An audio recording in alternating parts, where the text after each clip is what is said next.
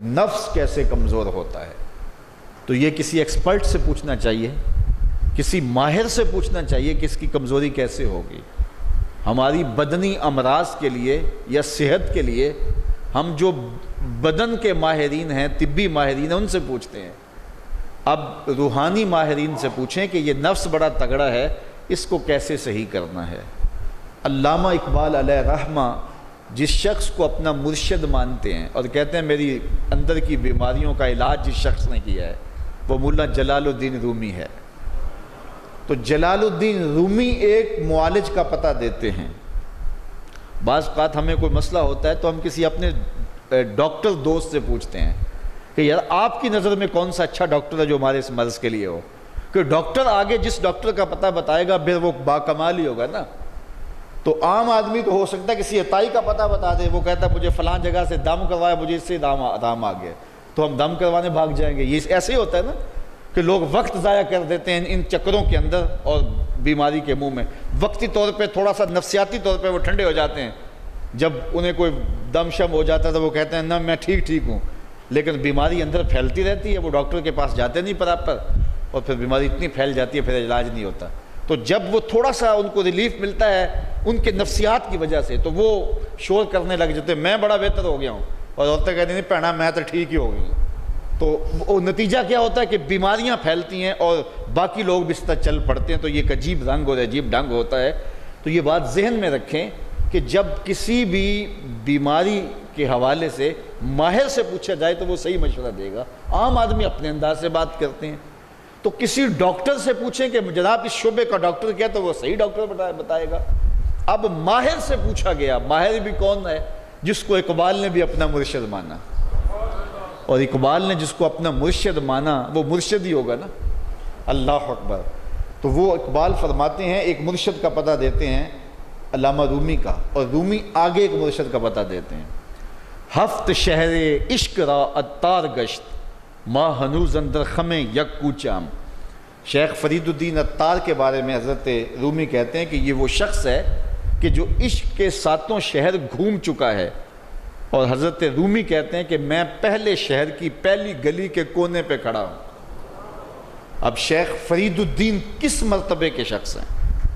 تو ان سے پوچھئے کہ آپ ماہر ہیں، اقبال کا مرشد بھی آپ کی دہلیز پہ کھڑا ہے، تو آپ بتائیے یہ نفس کا علاج کیا ہو؟ تو شیخ فرید الدین فرماتے ہیں آؤ میں تمہیں بتاؤں اس نفس کا علاج کیسے کرنا ہے، چونکہ یہ نفس کا علاج ان لوگوں کے پاس ہے۔ باج فقیراں کسے نہیں ماریا، باہو ظالم چور اندر دا ہو، یہ ان لوگوں کا ہی کام ہے کہ اس کا علاج کریں۔ تو شیخ فرید الدین فرماتے ہیں نفس نتواں کشت الا باسے چیز بات گوئم یادگیرش اے عزیز۔ نفس نہیں مرتا، لیکن اگر تیرے پاس 3 اسلحے موجود ہیں تو پھر اس کو قابو کرنا مشکل بھی نہیں ہے۔ وہ 3 اسلحے کون سے ہیں ذرا سن لیجئے، اور اس نیت سے سنیے کہ ہم اس ماہ صیام میں اس پر عمل کریں گے اور اپنے نفس پہ قابو پانے کی کوشش کریں گے۔ کیونکہ یہ تقریر محض تقریر نہیں ہونی چاہیے کہ میں آ کے ہر سال کوئی بات سنا جوں اور آپ ہر سال سن لیں، تو اس سے کیا فائدہ ہوگا اگر ہم عمل نہیں کریں گے۔ تو اس نیت کے ساتھ سنیں کہ یہ ایک ماہر روحانیات کے ماہر نے ہمیں یہ مشورہ دیا ہے کہ اپنے نفس کا علاج کیسے کریں۔ تو کہتے ہیں نفس نہیں مرتا مگر 3 اسلحے ہوں تو ٹھہرتا بھی نہیں ہے۔ پہلا اسلحہ خنجر خاموشی، خاموشی کا خنجر۔ دوسری بات شمشیر جو، بھوک کی تلوار۔ اور تیسری بات نیزائے تنہائی اور ترک ہجوم، اور ایک تنہائی کا نیزہ۔ کہتے ہیں 3 اسلحے اگر تمہارے پاس ہیں تو یہ نفس قابو میں آ جائے گا۔ خاموشی کا خنجر، بھوک کی تلوار اور تنہائی کا نیزہ۔ ایک دشمن بندھا ہوا ہے، 3 اسلحے لے کے دوسرے دشمن پہ ٹوٹ پڑو۔ ماہ صیام میں بھوک تو پہلے ہی کاٹنی ہے، لہٰذا یہ جو ہے وہ بھوک کا ہتھیار بھی اس کے اوپر جو ہے وہ کارگر ہو گیا۔